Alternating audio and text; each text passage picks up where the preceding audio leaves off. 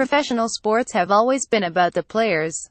Coaches get paid the big bucks in college and can shape programs, but in the pros, a coach will get fired long before a star player gets traded. Fans don't pay to see coaches coach, they spend their money to see players play.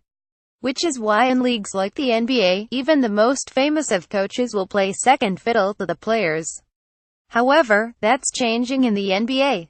In a time in which sports, politics and social issues are intertwined, the NBA's two loudest voices aren't players at all, they're coaches.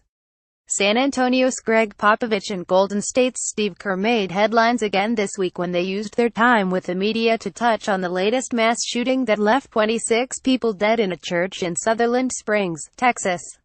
"We won a basketball game, but considering what's going on today, it's pretty meaningless," Popovich said.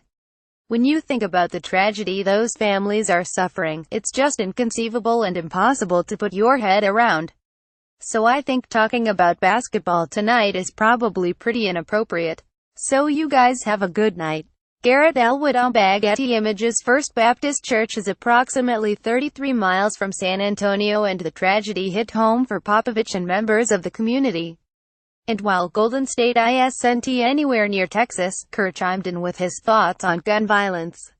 Mind you, Kerr's father was the president of the American University of Beirut and was assassinated during his playing days at Arizona. Tough question. I have my thoughts. First, I want to express my condolences to the people involved, the victims, the survivor, the people directly affected. It's just awful, Kerr said. That's the prevailing sentiment from all of us today. To solve it, I think we almost have to look at it like a public health issue. Too often, we get caught up in political rhetoric, Second Amendment rights, NRA stuff. We have to look at this as it having nothing to do with partisanship, political parties. It's got to be a public safety issue, a public health issue. I read a great article today that talked about comparing this to the automobile industry. Apparently in the 1950s, about 9 or 10 times more people died then in auto wrecks than now. What changed over 70 years? Safety measures, right speed limits, auto regulations, seatbelts, car seats, driver's license, registration, and making sure people deserve to drive.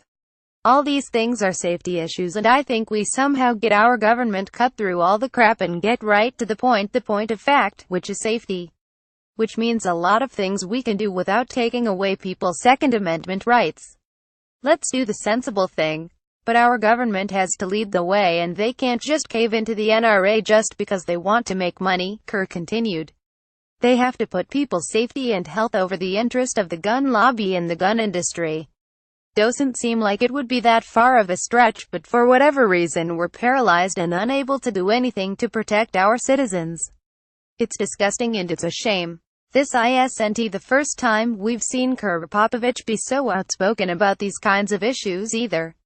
Popovich hasn't been scared to diss Donald Trump, or even tell other white people what they need to understand about white privilege. Eric Gap, it's hard to sit down and decide that. Yes, it's like you're at the 50-meter mark in a 100-meter dash, he said. You've got that kind of a lead, yes, because you were born white. You have advantages that are systemically, culturally, psychologically rare. And they've been built up and cemented for hundreds of years. But many people can't look at it that way, because it's too difficult. It can't be something that's on their plate on a daily basis. People want to hold their position, people want their status quo, people don't want to give that up. Until it's given up, it's not going to be fixed. Kerr was thrust into talking about politics after Donald Trump rescinded his team's White House invitation. He's also been an advocate for the LGBTQ community and even went so far to say that Americans should have been disgusted after Terrence Crutcher, an unarmed black man, was killed by police officer Betty Jo Shelby, a white woman, last September because his car broke down. We've seen players in the NBA like the Brotherhood, LeBron James, Chris Paul, Carmelo Anthony and Dwayne Wade use their platforms for social justice and equality before, and know what players in the NFL are doing by kneeling during the anthem, and coordinating meetings with NFL owners and politicians about legislation. But we haven't seen two coaches speak out the way that Kerr and Popovich have. And the best thing about it, two white men are using their voices to speak about issues that are greatly affecting black and brown people, while also touching on topics that are problematic for all Americans, period. Patriotism has no color, but it does help when people from one race use their voices to help another.